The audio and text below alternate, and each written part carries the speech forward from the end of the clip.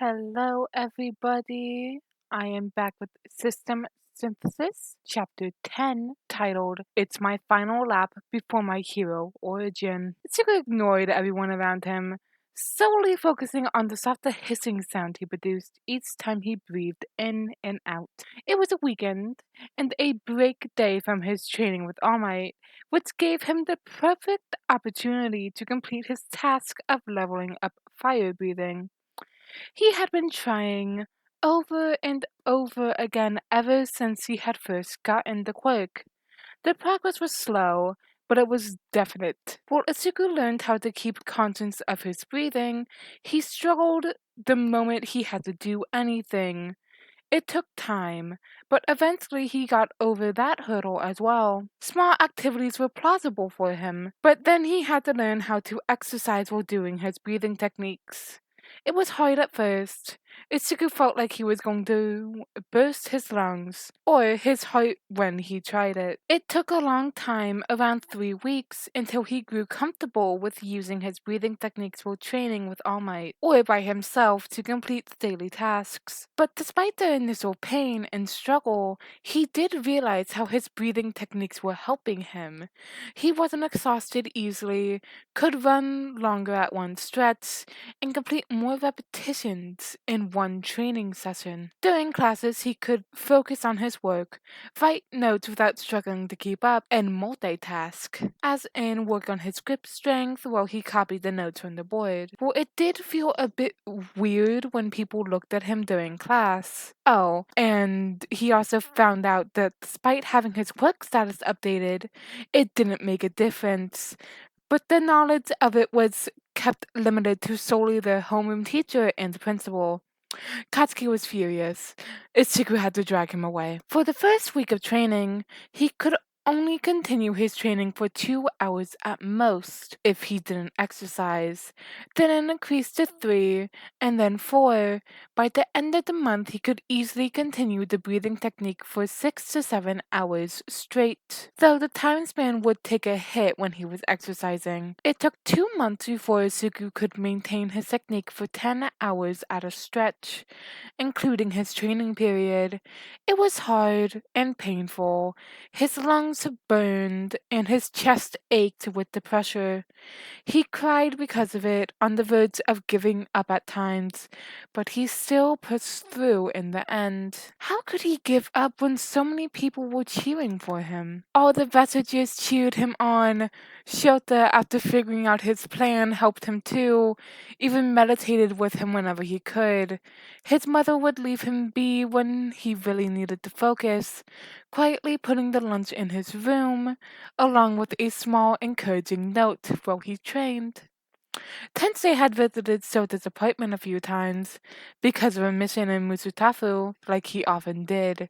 Tensei would encourage him by telling him all the times he ended up chipping his tooth or getting bruises and cuts, and during a few occasions, broken bones due to his quirk. He told him how using his quirk at the beginning hurt, because the skin around his elbow felt like it was on fire. Hisashi told him how he struggled to control his voice when he had first gotten it, leading to permanent ear damage, and despite training, there were times when his throat would hurt so bad because of his quirk that he would stay mute for days on end. And all of that did help. Isuku didn't feel like it was just him that struggled with their quirks. He didn't feel like he was simply too pathetic to get a grip on the technique. It took 2 months and 2 weeks, but Isuku was finally close. He had crossed the 20-hour mark, and from that point onwards, it was just about holding his patience.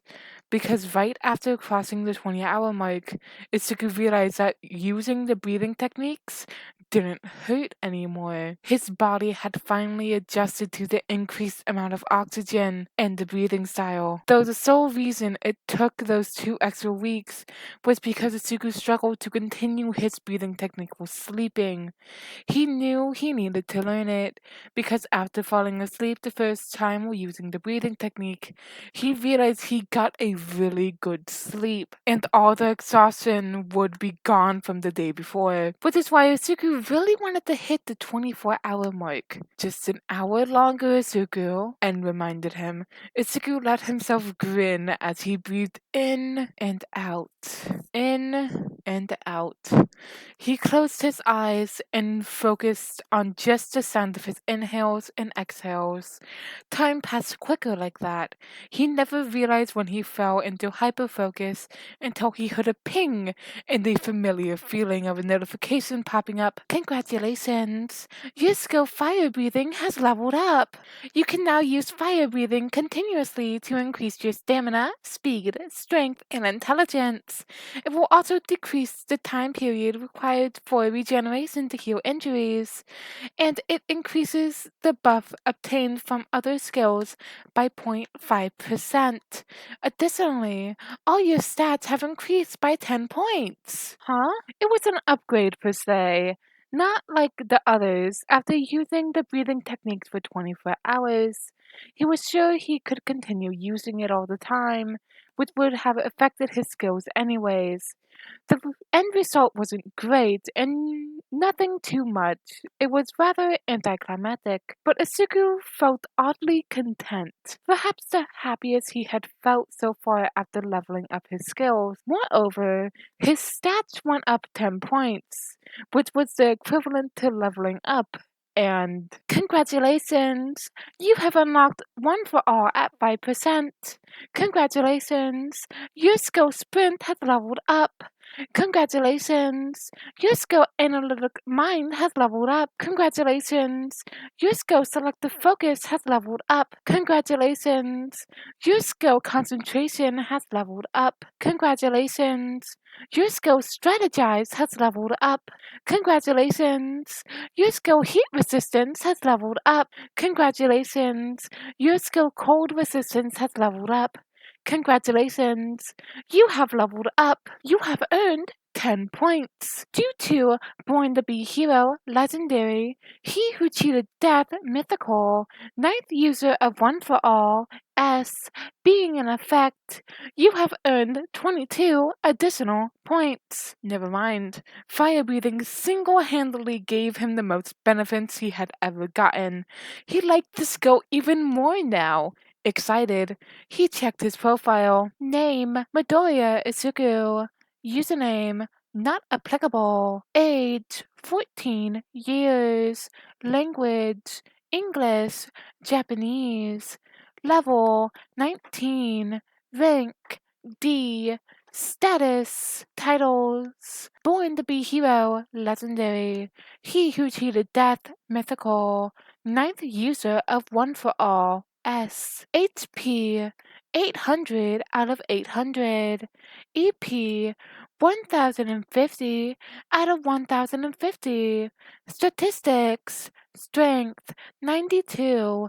Dexterity 107.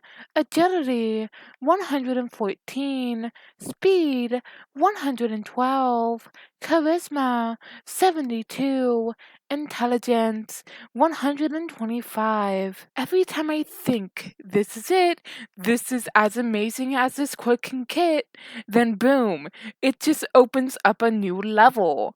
Shigaraki commented, shaking his head while sitting on Asuku's bed.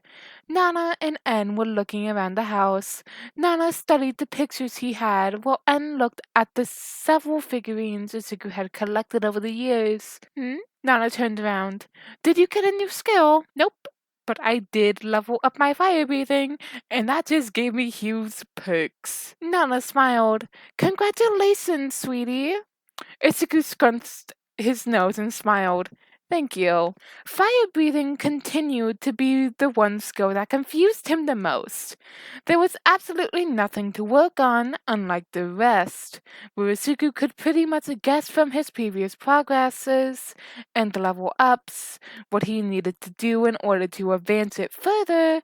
Doing in-depth analysis on them also gave him a clear idea. The how it can be used was basically what the level up requires. Analysis under fire breathing was essentially what he knew from the notifications. He was well aware of how fire breathing enhances stats, and his other skills when used. But what more? Breathing fire? Literally? But how? Ichigo assumed that breathing actual fire might be an eventual stage, but what comes before it? Ichigo sighed and scratched his head as he nibbled on the end of his mechanical pencil. The ninja hero Edshot themed one.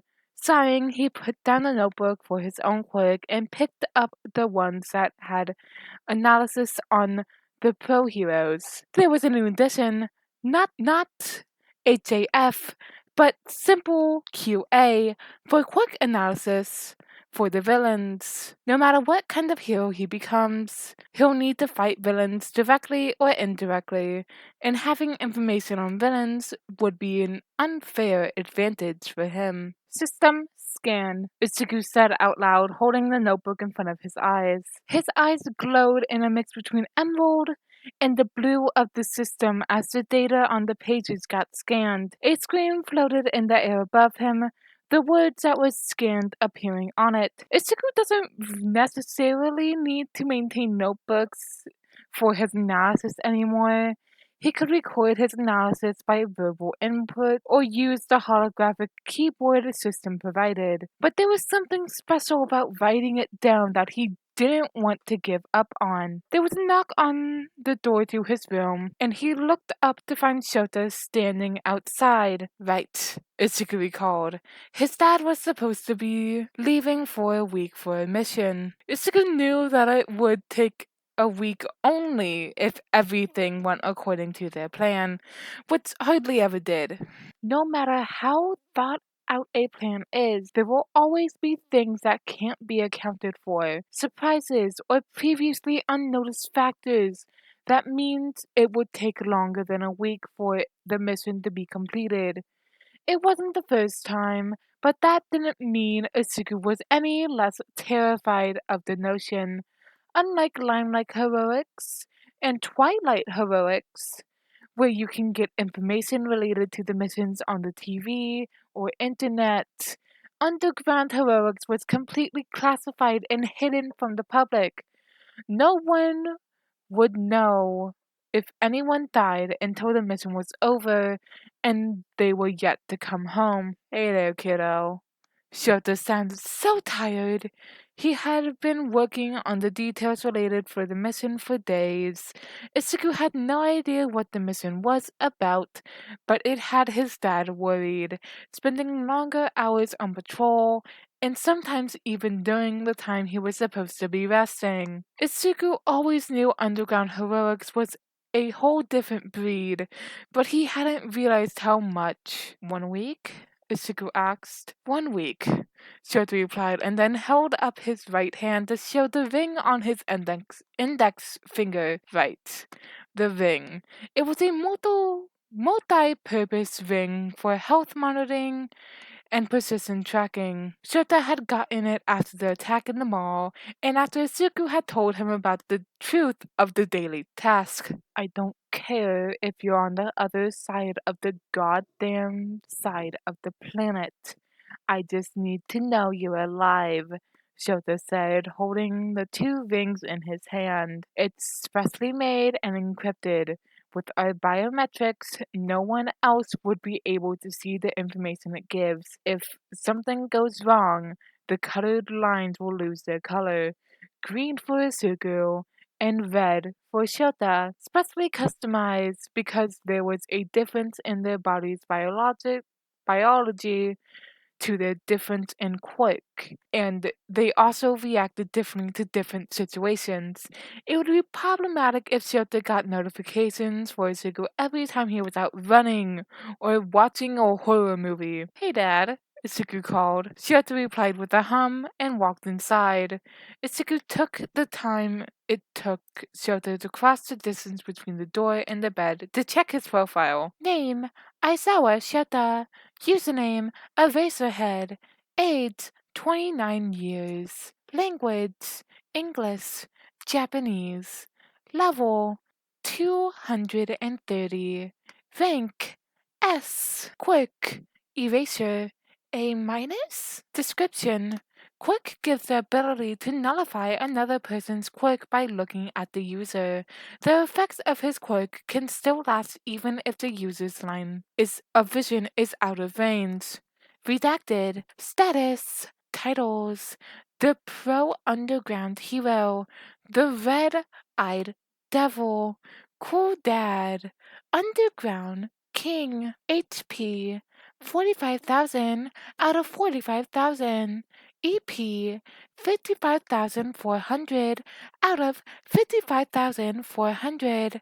Statistics: Strength 250, Dexterity 284, Agility 268, Speed 295, Charisma 100, Intelligence 335. His dad had taken a huge boost last year, leveling him up from A+ to S rank. Itsuku knew his dad was one of the top underground heroes, but it's a whole different thing to see the proof floating in front of his eyes, bright and bold. It still baffled him that Eraserhead was essentially as strong, if not stronger, than the current number 3 hero. Itsuku had never seen Endeavor up front, and had no idea about his stats.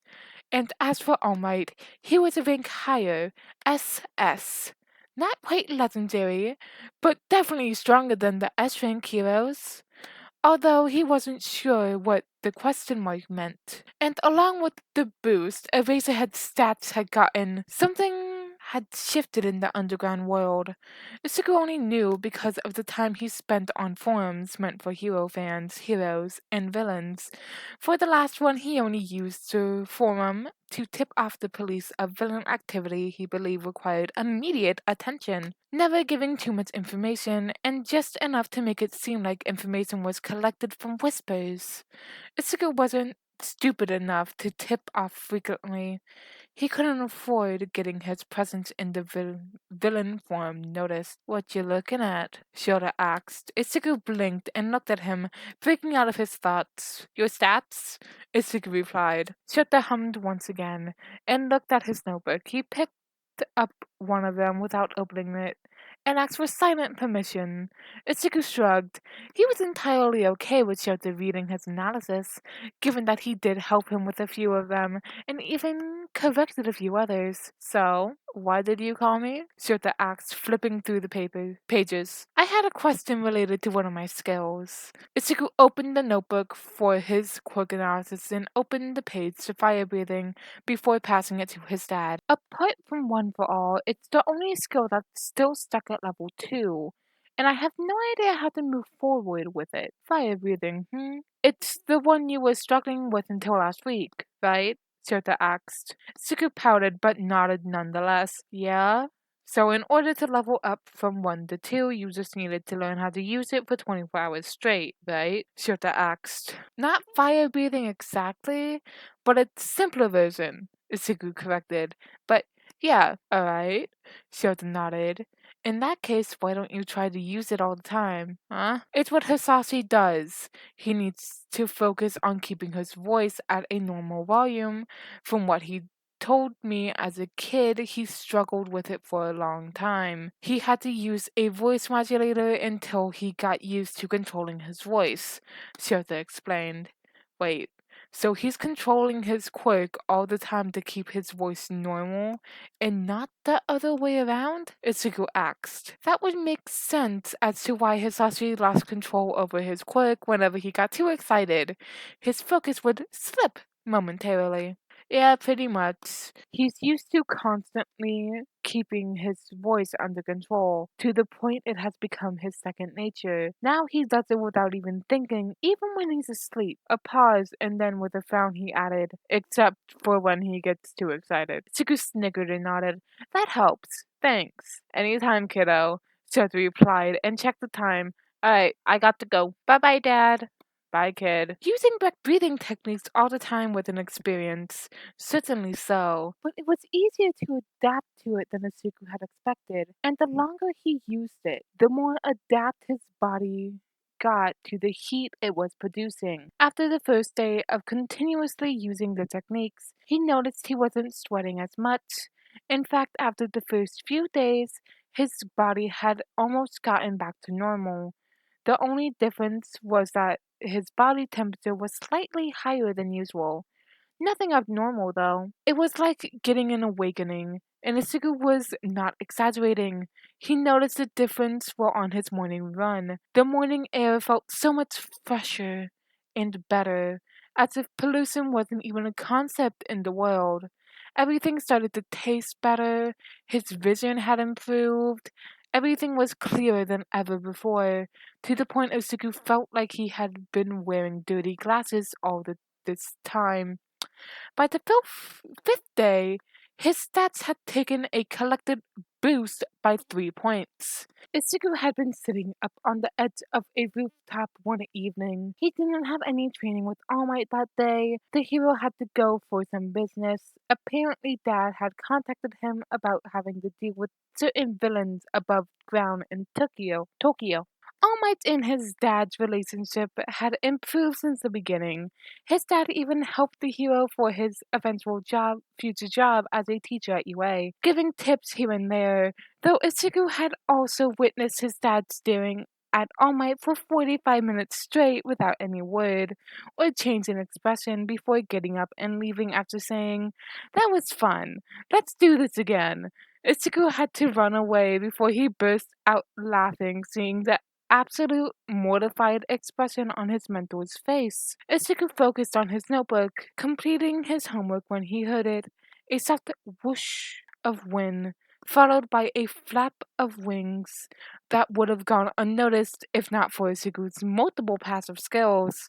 Whoever it was moving closer to him, but their footsteps were awfully quiet, almost as quiet as his dad's. Ichigo considered the possibilities before the answer hit him. He spun around a little too quickly for his own good, while exclaiming, "Hawks! Oh shit!" He slipped too much weight shifting towards the front. He had heightened senses, but not heightened balance. His eyes widened with momentarily panic. As he started to free fall, he reached out his hand, activating pull almost the same time something red zoomed past him and settled underneath him. Shit, sorry. Hawks appeared at the edge, peering over wide eyes and wings spread out, leading over the parapet. Ichigo looked down and found 4 red feathers holding up his weight. How adorable are these? Slowly, the feathers brought him upwards until he could safely jump on the roof. Ichigo let out a puff of breath as he landed on the solid ground. He wasn't really panicked about falling off the ledge. It had happened one too many times while practicing his parkour, but each time his dad was there to catch him, or Ichigo would catch himself using pull. He turned around to find 4 more feathers to bring up his notebook and pens. "I'm sorry, I was just so surprised when I realized it was you," Ichigo said, embarrassed and rubbing the back of his neck. "Huh?" Hawks contracted his wings. "Yeah, I was surprised you noticed me too. Usually people don't. My dad's an underground hero, remember?" Ichigo replied, "Not just any underground hero, the underground hero." "Oh yeah," Hawks nodded and hopped up on the parapet, crouching down. "So what you doing up here, little bird?" "Oh, Ichigo looked around. Nothing, really, His eyes widened as he whipped his head back to Hawks. "I wasn't trying to, I wasn't going to—" "Relax, little bird," Hawks chuckled. "I know. I know how people who are about to jump behave. I wasn't worried about it. Just curious." "Oh, Ichigo looked down at his shoes, then at his notebook. "Nothing really. I just like rooftops." "Oh?" Hawks raised an interested eyebrow, "like being up high." "Yep." Ichigo nodded with a smile. "Feels nice. Everything looks so tiny. It's funny." His expression shifted to a serious one. "Plus, it's an advantage point, too. Most people forget to look upwards." He smiled brightly. "It's fun." Hawk stared at him for a second before his lips stretched into an amused grin. Dang. Ichigo chuckled nervously and then asked, if you don't mind me asking, what are you doing here? Hawks gave him puppy eyes and pouted, "Oh, you don't like spending time with me? I thought we had a thing, after the KFC treat." He sighed and his wings drooped. "Guess that was just me." Itsuku panicked. No, no, it's not that. I'm sorry, I just. He shuddered and looked away. It was one thing to know a lot about heroes, but another thing to say it out loud. Your agency is all the way in Kyushu. His voice dropped. Are you here for a mission? It would make sense. A lot of heroes from other prefectures were coming over to Mitsutafu for some reason. Tensei had crashed into Shota's house for the night 3 times last month. Something in Hawk's expression changed, and selective focus picked it up immediately, and Izuku wasn't sure how to explain it. "You're really interested in heroes, aren't you, little bird?" Hawks asked. There was something different in his voice, no longer as carefree or laid back. Yeah, I want to become a hero too," Izuku admitted. The shadow that had casted over Hawks' mood immediately disappeared, and he perked up. "Oh yeah? What kind?" he asked. Um, Ichigo himself wasn't sure about it. He wanted to become both Limelight and Underground hero, but not Twilight, if it made any sense. No, honestly, Ichigo wanted to do everything. His hands itched with this excitement at the very idea of it. His dad had explained it to him, and he himself had spent hours researching. People seemed to think that there was only one kind of hero license that entailed everything, but that wasn't the case. There was no general hero license, it's all separated out into specific categories. There's the rescue license, a limelight license, an intelligence license, an underground license. There's multiple subtypes to support licenses, healer licenses, and further specialized licenses like mountain rescue heroics, urban rescue heroics, sea rescue both above and under, and so many more. And Asuka wanted to dip his hand in as many as he could. Was it presumption or over ambitious of him? Most likely. Was he going to do it anyways? Hell yeah, he was. A chuckle broke him out of his thoughts, and realized he was yet to answer Hawks' question. He looked up to find the hero giggling gleefully. I'm so sorry." Izuku stared, but Hawk stopped him with a blessed wave of his hand. "Don't worry, Budgie. It's all fine. You just..." He stopped laughing and looked at him with a smile. "You had this look on your face right now, and your eyes were sparkling and everything. It was adorable." Izuku blushed. So what kind of hero?" Hawks asked with a grin. "All of them." Hawks looked at him before breaking into a wider grin. "Dang, little bird. I can't wait for that day." "You don't think it's pretentious of me?" Izuku asked. Hawks rested his hand on his palm, a wistful look on his face as he replied, "Well, my dream is to create a society where heroes have so much time on their hands they don't know what to do with it." Izuku blinked. Huh? That was an interesting dream, and a peaceful one. Izuku was sure if a day like that did come, it wouldn't stop him. He's a shift towards intelligence-based heroics or undercover heroics. He would be helping somehow. He looked curiously at the hero in front of him and asked, are you busy right now?" Hawks raised an eyebrow. "Not really. I got time." Izuku grinned. "Then, if it's okay with you, can I ask you questions about your quirk?" He wasn't sure what expression he held, but Hawk scrunched his nose like he had just seen something adorable, and hopped down from the parapet before sitting on it. "Sure, little bird." Izuku jogged through the streets, breathing through his mouth. He felt his phone ping and checked it to find a message from his dad and Hisashi. His dad asked him not to answer anything that Hisashi asked him, for Hisashi's message asked him what his dad was hiding from him. Ichigo snickered.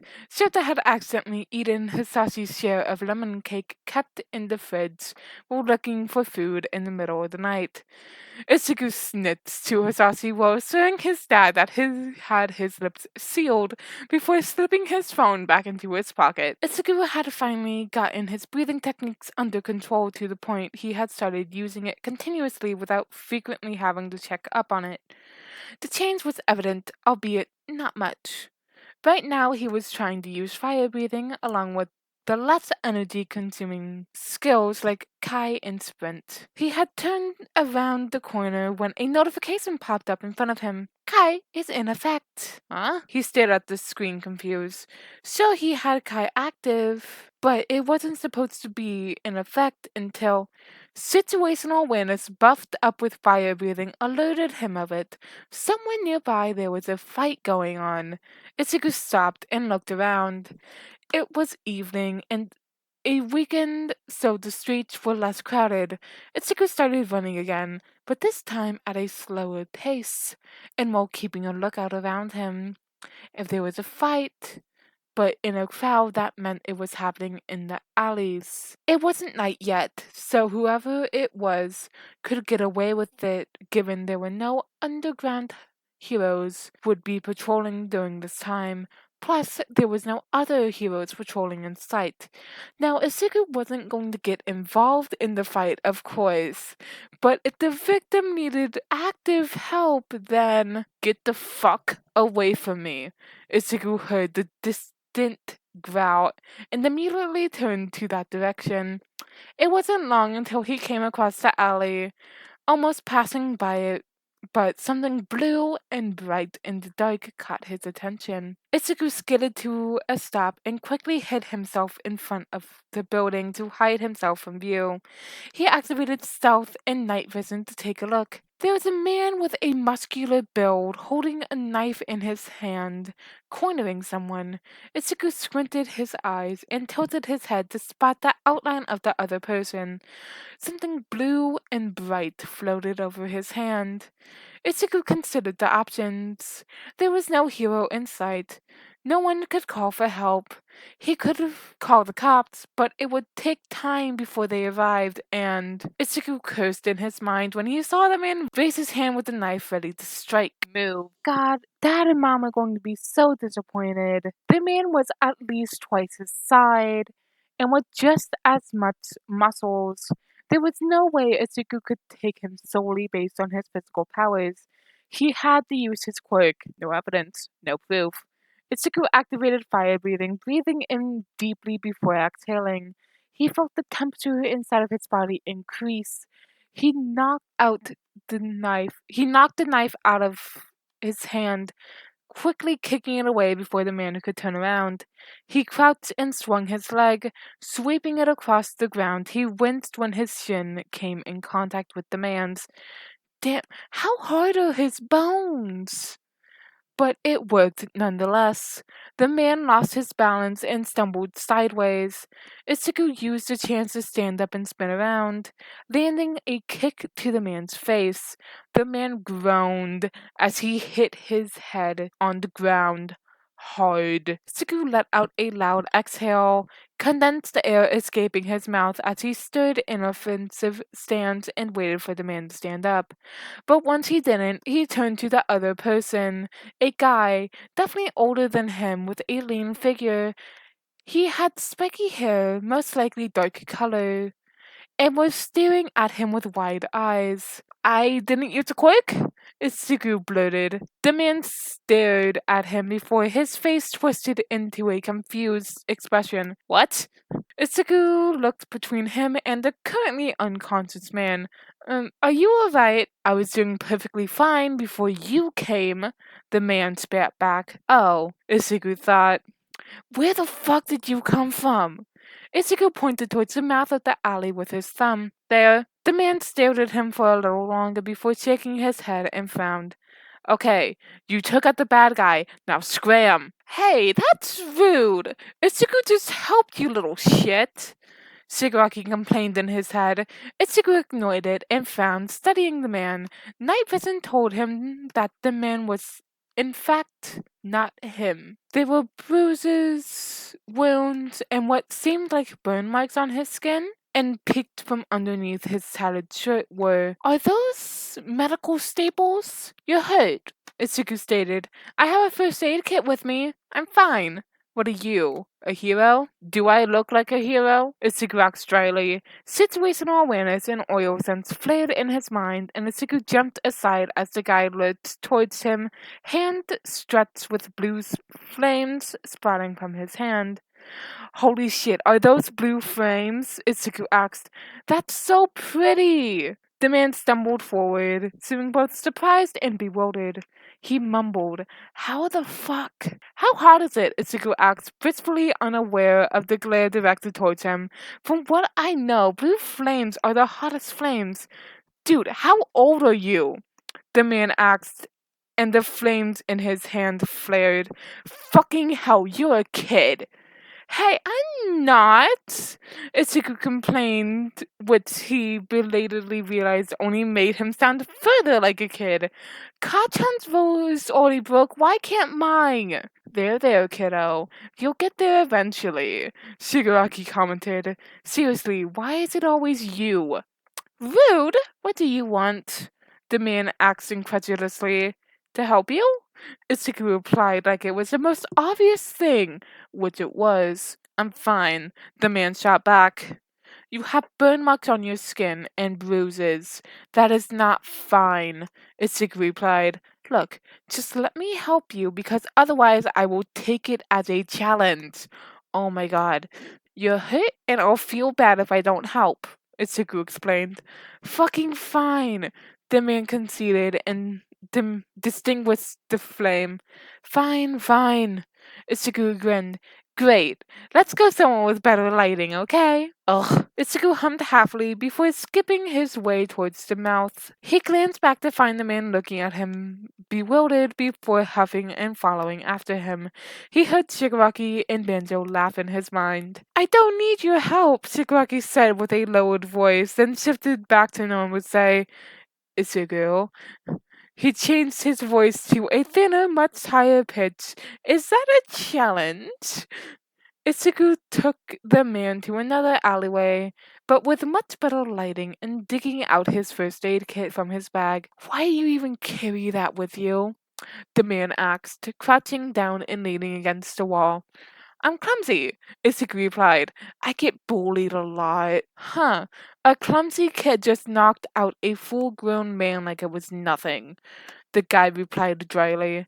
Alright, I should let the cops know about it, Itsuku started when sudden heat wrapped around his wrist.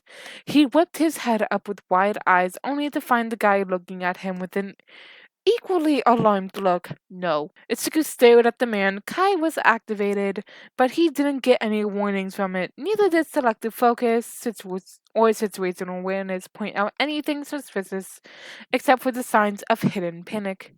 Don't worry, I'm just going to tip the police about the unconscious person, Itsuku said. I won't tell them about anything else. Otherwise, I'd get in trouble as well. The man looked reluctant before loosening his grip around his wrist. Itsuku gave a small smile before taking out his wallet. Here, it's ointment for the burns, Itsuku said. Even though he didn't need it anymore, he still kept some with him for emergencies. You can put it on the burns and I'll go call the police with the payphone. The guy looked at him suspiciously but nodded.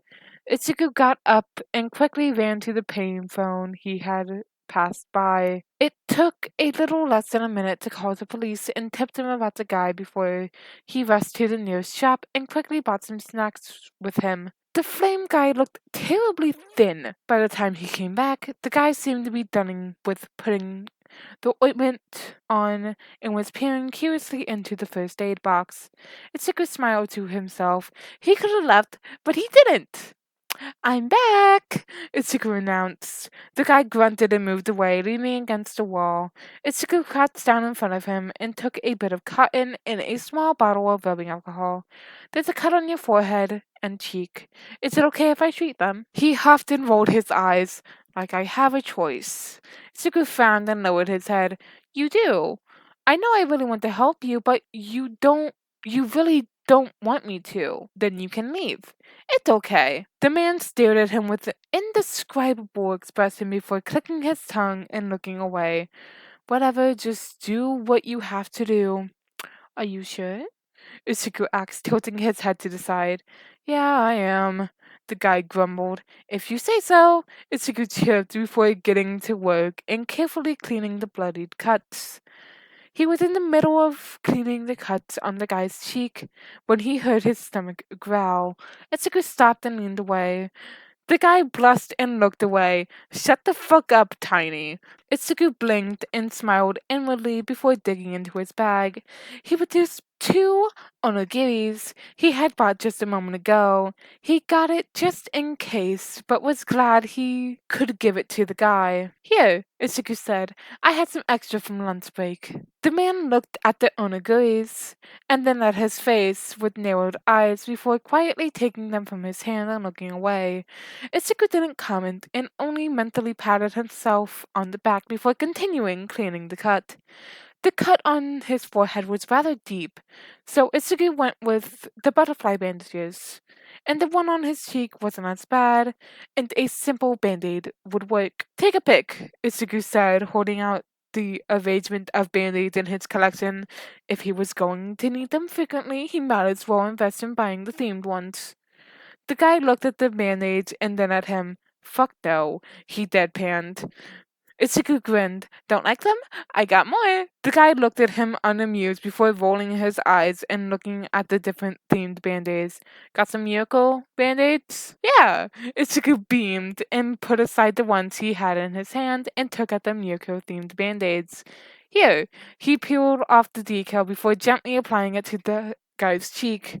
There, Itsuku declared happily. All done. The guy stared at him once again with an indescribable expression before asking, why are you doing this? You could have just left me without having to do all this. I could have, Ichigo agreed and then shrugged, but I didn't want to. You were hurt, and I wanted to help. Ichigo perked up when he heard the sound of cop cars. He looked around and spotted a fire escape connected to one of the buildings. Come on, let's go to the roof. The cops are coming. The man looked at him with a dumbfounded look as he stood up. He wordlessly followed after him, climbing up the fire escape and onto the roof. Mister? Itsuku turned around and looked at the guy curiously. What do I call you? Dabi, the other guy replied. Itsuku nodded and glanced at his profile screen on top of him. He faltered for a second and glanced at the guy taking a bite from the onigiri. Something's wrong. I think so too, Shimori agreed. Name Todoroki Toya. Username Dabi. Age 22 years. Language Japanese.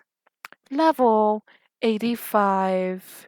Rank A. Quirks Blue Flame A.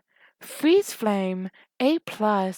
Description: Blue flame allows the user to produce a high-temperature flame capable of cremating any living body.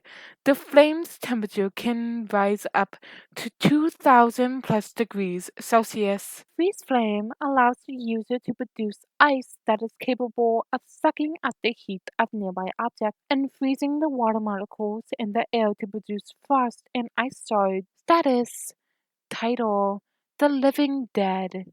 HP: 1,200, 5,000. EP: 1,250 out of 7,500.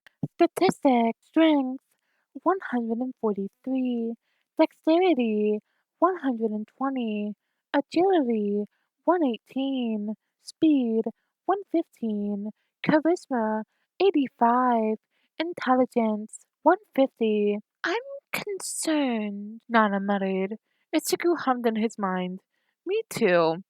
Um, Mr. Dobby, the guy snorted and opened the second pack of onigiri. If you need help, I know an underground hero who could help you. The guy's face twisted as if he had just eaten something disgusting and hissed, heroes, as if I'd ask for their help. Chiku blinked. You don't have a good experience with heroes, too. It wasn't a question, just an observation, too, Dobby echoed. Mm-hmm. Ichigo nodded. I had a bad experience with heroes, too. The man looked slightly surprised and quickly wiped away the shock from his expression and raised an eyebrow.